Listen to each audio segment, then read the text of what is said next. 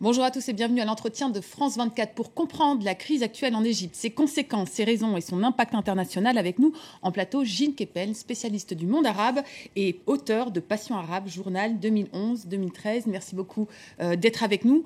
Alors, plus de 800 morts en une semaine, notamment du côté des frères musulmans, un pouvoir militaire qui estime agir dans son bon droit, soutenu par une partie de la population. On a l'impression que le pays est plus divisé que jamais, avec un facteur peut-être unique et nouveau, une haine profonde entre deux camps. Oui, ça ne s'est jamais produit. Moi, je connais l'Égypte depuis 35 ans. J'avais fait ma thèse à l'époque à l'époque de Sadat, justement, sur les frères musulmans et les islamistes qui l'avaient assassiné. Et même à cette époque-là, vous n'aviez pas cette haine qui scindait le pays en deux. J'ai des amis égyptiens, je regarde les blogs, etc. J'avais jamais vu ça. Ça me fait penser, en écoutant ça, à ce que depuis un an ou deux, on entend en Syrie. La manière dont les uns parlent des autres fait penser à la façon dont les pro-Assad parlent des anti-Assad et vice-versa. Oui. Ça, c'est quelque chose qui est tout à fait surprenant. Avec un discours de haine aussi assez surprenant venant, par exemple, de la part des libéraux ou de ceux qui se disent libéraux, qui donc soutiennent quand même le régime militaire, soutiennent le régime de transition et qui ont un discours, mais complètement, effectivement, qui assument finalement cette position de vouloir presque éradiquer les frères musulmans. Oui, c'est le terme qu'on a utilisé dans le cas algérien, l'éradication, justement. Et je crois que c'est effectivement quelque chose qui est de l'ordre du danger existentiel aujourd'hui pour les uns et pour les autres. Chacun pense qu'il faut éliminer l'autre. Finalement, il n'y a plus de véritable majorité en Égypte. Il y a deux énormes minorités qui sont capables de se bloquer l'une l'autre. Et les facteurs de compromis, ce que la diplomatie occidentale avait essayé de mettre en place avec comme principal levier Mohamed El-Baradei, qui a démissionné puisqu'il a échoué. Qui est un des seuls libéraux d'ailleurs à avoir finalement... Voilà, à s'être retiré, libéraux qui a une stature, si vous voulez, mais qui est surtout connu à l'étranger, relativement peu en Égypte. Après cet échec-là, on a l'impression que finalement c'est l'épreuve de force et chacun veut éliminer l'autre, avec pour l'instant bien sûr un avantage à l'armée qui a la force exécutive, mais il faut bien se rappeler que les frères musulmans qui existent depuis 1928 sont la deuxième force la mieux organisée d'Égypte après l'armée, et qu'ils ont passé leur vie dans la clandestinité.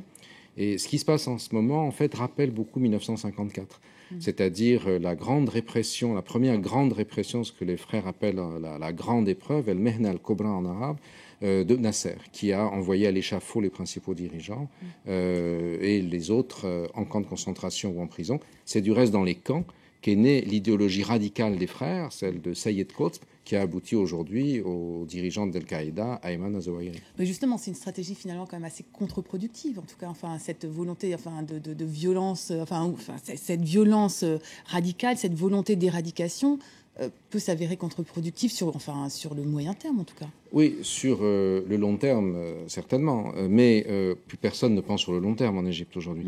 Tout le monde est sur le court terme. Et chacun sait que s'il n'élimine pas l'autre, il sera éliminé.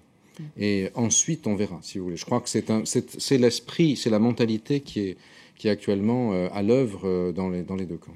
Alors, on parle de deux camps. Néanmoins, il y a la position de, disons, deux forces politiques qui est un petit peu difficile à comprendre. Celle d'Al-Nour, des salafistes, qui pour le moment soutiennent encore le régime militaire, et celle ce que je disais tout à l'heure, des libéraux, une grande partie des libéraux, qui aussi continuent à soutenir le régime de transition. Comment expliquer finalement cette double position ? Je crois que les frères ont réussi ce tour de force d'antagoniser une partie très importante de la population.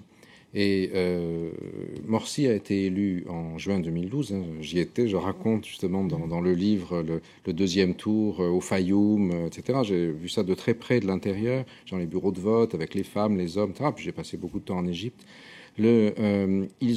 Morsi a eu en juin 2012, deuxième tour de la présidentielle, une majorité, pas énorme, mais une majorité, donc tout à fait légalement, et dans laquelle il y avait bien sûr les défenseurs des frères, mais il y avait aussi toute une partie de la population, justement les fameux libéraux, qui ont voté pour lui pour éviter d'avoir son adversaire, c'est-à-dire le général Shafik, ancien Premier ministre Moubarak.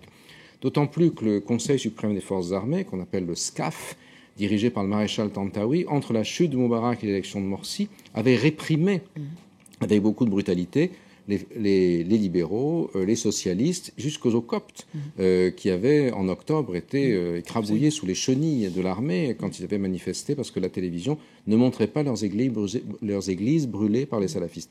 Et aujourd'hui, ces libéraux, donc, qui se sont séparés de Morsi pendant sa présidence, exactement, pardon, parce qu'il leur apparaissait comme voulant noyauter le système de plus en plus, ceux-là même se retrouvent du côté de cette même armée qui a réprimé un certain nombre d'entre eux autrefois. Donc on est dans cette situation paradoxale. Quant aux salafistes d'El-Nour, ils sont en compétition.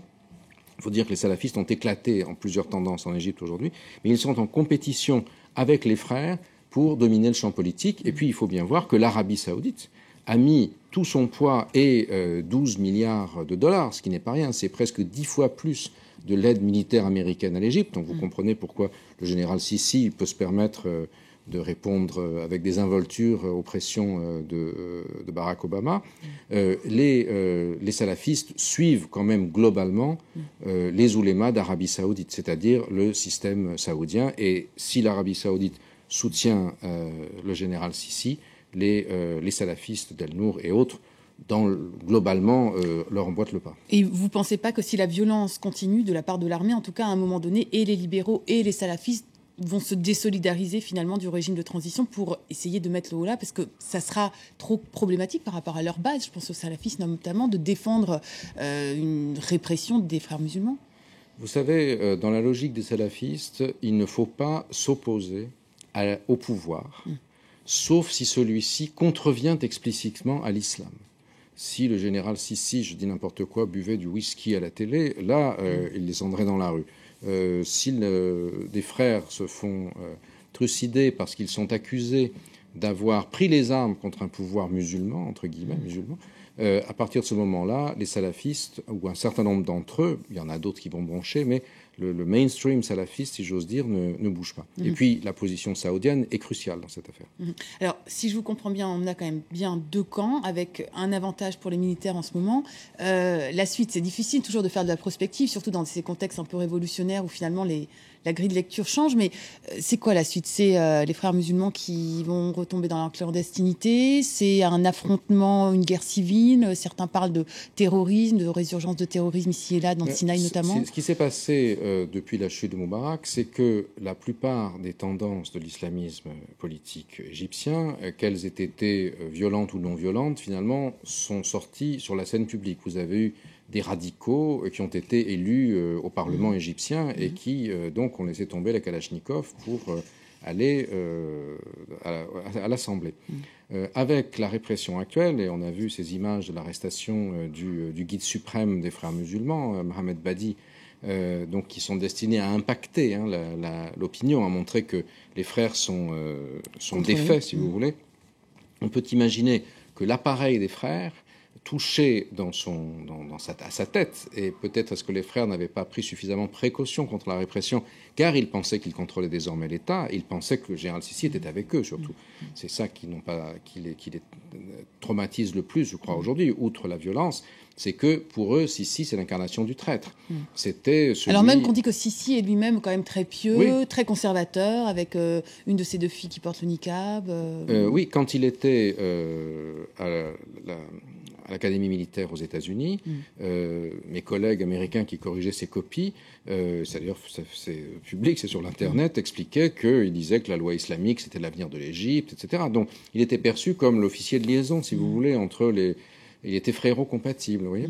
Et qu'est-ce qui s'est passé pour que, à un moment, je ne sais pas quand, fin 2012, début 2013, ils prennent la décision avec les autres militaires de basculer et de préparer une stratégie qui a comporté les grandes manifestations du 30 juin, dont on pense que les militaires étaient au moins au fait, disons, pour faire tomber Morsi. Pour l'instant, c'est très difficile à dire. On peut faire des conjectures, mais c'est difficile de l'expliquer. Alors, un des invités qu'on a eu nous disait c'était peut-être le moment où les frères musulmans voulaient commencer à passer des lois qui mettaient en danger les intérêts économiques de l'armée. Est-ce que oui, ça c'est possible. C'est sans doute l'un des éléments, mais c'est généralement le sentiment que l'armée allait se trouver économiquement, socialement, politiquement marginalisée par rapport à ce qu'étaient ses fonctions. Et surtout, je crois que les frères ont présumé de leur force. C'est-à-dire ils ont considéré que c'était fait.